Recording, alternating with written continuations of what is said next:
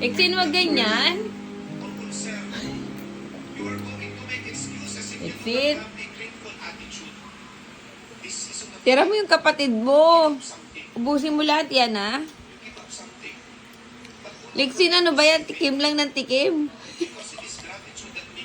Liksin, pa isa-isa yung kain. Hindi ganyan. Ubusin mo. Daddy, oh. Daddy, oh.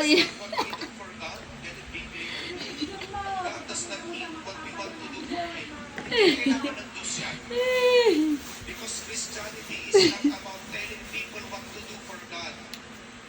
Christianity is about telling what must be done for humanity.